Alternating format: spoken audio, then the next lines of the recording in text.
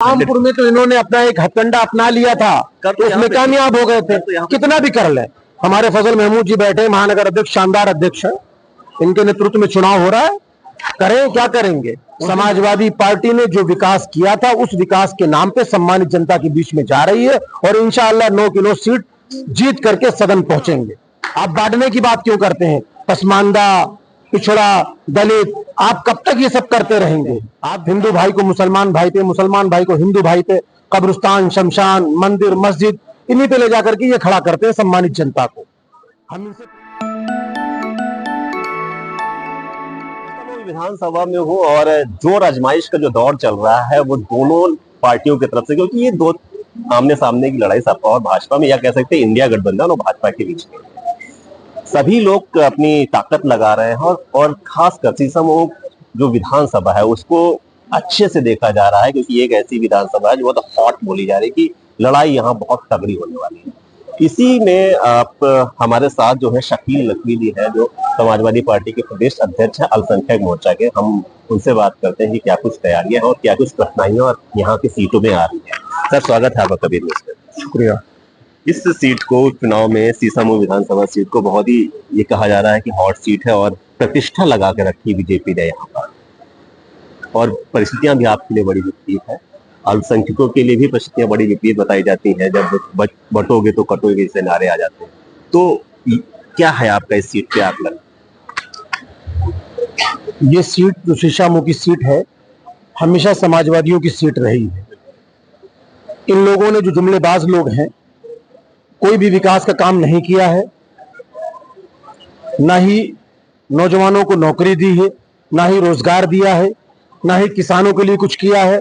जब इनसे सम्मानित जनता काम पूछती है तो इसी तरीके के ये नारा दे, हिंदू भाई को मुसलमान भाई पे, मुसलमान भाई को हिंदू भाई पे, कब्रिस्तान, शमशान, मंदिर, मस्जिद, इन्हीं पे ले जाकर के ये खड़ा करते हैं सम्मानित जनता को। हम इनसे पूछना चाहते हैं, आपके चैनल के माध्यम से आपसे ही पूछना चाहते हैं, 7 साल शायद उत्तर प्रदेश सरकार को पूरे हो गए, कानपुर में अपना एक विकास का काम बता दे जो इन्होंने कानपुर जिले में किया हो। पूरी कानपुर की बात कर रहे हैं हम, शीशापुर विधानसभा की बात नहीं कर रहे हैं। और बहुत से जो हमारे नेता आली जनाब अखिलेश यादव साहब ने 12 से 17 तक उनकी सरकार रही, बहुत से काम उन्होंने किए।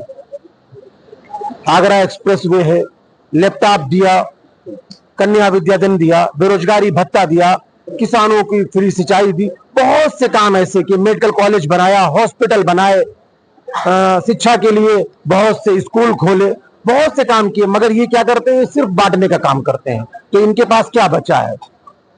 पीडीए ना बटा था, ना बटेगा। एकजुट होकर के आने वाली 20 तारीख को जो हमारी प्रत्याशी है उनको भारी मतों से जिता के भेजने का काम करेगा। पीडीए ना बटा है, ना बटेगा, ना बटेगा, ना बटेगा। जब हम पीडीए की बात करते हैं तो उसमें अत्यंत पिछड़ा, दलित और अल्पसंख्यक आ जाता है। लेकिन जो अगड़ी जातियों के फिर वोट होते हैं, कई हम अपने चुनाव में देख चुके हैं, आप 2022 के चुनाव में आप देख चुके हैं कि वो किस तरह से पार्टी छोड़ के गए थे। तो उन वोटर्स को लाने का क्या कुछ है कि या पीडीए के सहारे चलेंगे तो वोटर्स कैसे आप अपने रुझान में लाएंगे? पीडीए में ए है ना, तो उसमें अल्पसंख्यक भी आते हैं, अगले भी आते हैं, सब आते हैं ना। पीडीए तो सब तो आ गए ना। समाजवादी पार्टी, हमारे नेता आली जनाब अखिलेश यादव साहब, आली जनाब रफीकुल मुल्क मुलायम सिंह यादव साहब हमारे बीच में नहीं, हम उनको खिराज अकीदत पेश करते हैं। आप उनका वक्त उठा करके देख लीजिए, हमारे नेता का वक्त उठा करके देख लीजिए, कभी कोई बांटने का काम नहीं किया। सबको लेकर के समाजवादी पार्टी चलती है और इंशाअल्लाह आगे भी चलती रहेगी। 2024 के चुनाव में जो हमारी एक रणनीति थी, विकास के नाम पे सम्मानित जनता के बीच में हमारे नेता, हम सब लोग गए थे। हम उत्तर प्रदेश की सम्मानित जनता ने 37 सीटें जिता करके भेजी है और कांग्रेस को 6 सीटें जिता करके भेजने का काम किया है। तो हमें पूरी उम्मीद है 9 की 9 सीट समाजवादी पार्टी इन जुमलेबाजों से छीन करके, जीत करके सदन में पहुंचेगी। मैं जब सीसमो विधानसभा को देख रहा हूँ सर, तो हो रहा है कि इस बार बीजेपी जो पूरा जोर है मुस्लिम मोहल्लों में भी लगा रही, बस्तियों में जा रहे हैं, वहां पे अपना सम्मेलन लेकर रहे हैं। 2022 से या 2017 से अगर हम देख ले तो पसमानदा मुसलमानों को अट्रैक्ट करने की बहुत कोशिश की है बीजेपी ने। तो पसमानदा मुसलमान अगर अट्रैक्ट उधर हो रहा है, या आपको लगता है कि अट्रैक्ट हो रहा है?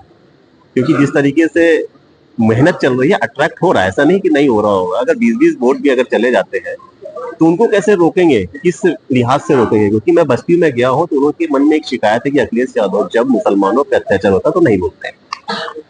हमारे नेता हर मामले पे बोलते हैं, हर मामले पे खड़े रहते हैं।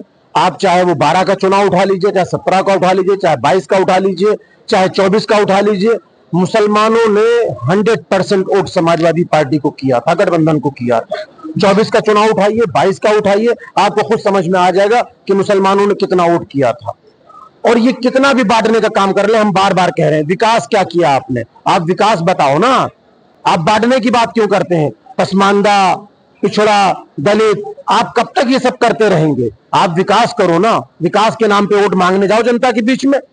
समाजवादी पार्टी ने जो विकास किया था उस विकास के नाम पे सम्मानित जनता के बीच में जा रही है और इंशाअल्लाह 9 किलो सीट जीत करके सदन पहुंचेंगे। आजम खान जैसे व्यक्ति को, इतने कद्दावर नेता को, आइए अध्यक्ष जी, आजम खान जैसे कद्दावर नेता का जो गढ़ था उसमें बीजेपी जीत के आ जाती है। कानपुर में इरफान सोलंकी जब जेल में होती है, उनकी पत्नी चुनाव लड़ रही होती है, तो ये कितना कठिन चुनाव हो जाता है आपके लिए? रामपुर के आपने वीडियो देखे थे? बिल्कुल प्रशासन का अत्याचार देखा था, लाठियां देखी थी आपने? तो उसी पे आप आ रहे हैं। मैं तो आप ही से पूछ रहा हूं ना, आपने भी वीडियो देखी होंगी, आपने वीडियो चलाई भी होंगी। ये कुछ भी कर लें, यहाँ नहीं कुछ वहां कामयाब हो गए थे मगर यहाँ नहीं कामयाब हो पाएंगे। इस बार तैयारी पुख्ता है, पूरी तरीके से तैयारी है। मुस्लिम मोहल्लों की कुछ वोट कटने की कुछ शिकायतें आई हैं, उसमें आपको कुछ पता चला? कितना भी ये वोट काट ले, कुछ कर ले, ये अपने मंसूबे पे कामयाब नहीं होंगे। शीशामो की सम्मानित जनता तैयार है इनको 20 तारीख को जवाब देने के लिए। यही सुरेश अवस्थी जी हैं, इनका एक बयान था, इवन मेरे चैनल पे था शायद। ये कहते हैं सबका डीएनए एक ही। आपके इस पे क्या विचार? हमने आपसे क्या कहा? ये सिर्फ जुमलेबाज लोग विकास नहीं करेंगे, बांटने की बात करेंगे, डीएनए की बात करेंगे। विकास बताओ ना कि आपने जनता के लिए क्या किया। आपने नौजवानों को रोजगार दिया, आपने नौकरी दी। अगर वो नौकरी मांगने गए तो उनको क्या लाठी बम मिले? अगर हमारी माँ बहन अपनी इज्जत के लिए, आबरू के लिए इनके पास न्याय मांगने गई, क्या उसको मिला? उसको लाठी मिली। बहुत सी माँ बहनों को आपने देखा होगा मुख्यमंत्री आवास के सामने, विधानसभा के सामने पेट्रोल डाल के आग लगा ली। क्या है ये बांटने की बात करते हैं। अब कोई बटने वाला नहीं, कोई कटने वाला नहीं। हमारे नेता ने कहा जुड़ेंगे तो जीतेंगे। सब जुड़ रहे हैं, सब जुड़ रहे हैं। ठीक है। आप विश्वस्त है एकदम से कि शीशामऊ की विधानसभा में, उपचुनाव में खासकर, तब जब परिस्थितियां थोड़ी विपरीत है, रामपुर कानपुर में रामपुर नहीं बन पाएगा, आप ये सीट रामपुर में तो इन्होंने अपना एक हथकंडा अपना लिया था, तो उसमें कामयाब हो गए थे। कितना भी कर ले। हमारे फजल महमूद जी बैठे, महानगर अध्यक्ष, शानदार अध्यक्ष है, इनके नेतृत्व में चुनाव हो रहा है। करें, क्या करेंगे? उस दिन देखा आपने, आपके न्यूज चैनल ने भी चलाया होगा, एक हमारे भाई को उठाकर ले गए थे इन लोगों ने। क्या सब पूरा कानपुर एक होकर के, पूरी पार्टी एक होकर के क्या हुआ? तो करे ना। ये कांग्रेस को कैसे समर्थन मिलता है? पूरी तरीके से जो गठबंधन है, पूरी तरीके से सारे लोगों का, सारे जितने गठबंधन ने हमारे साथ जितनी पार्टियां, सबका भरपूर सहयोग और सपोर्ट मिल रहा है। थैंक यू सर, हमसे बात करने के लिए बहुत बहुत शुक्रिया।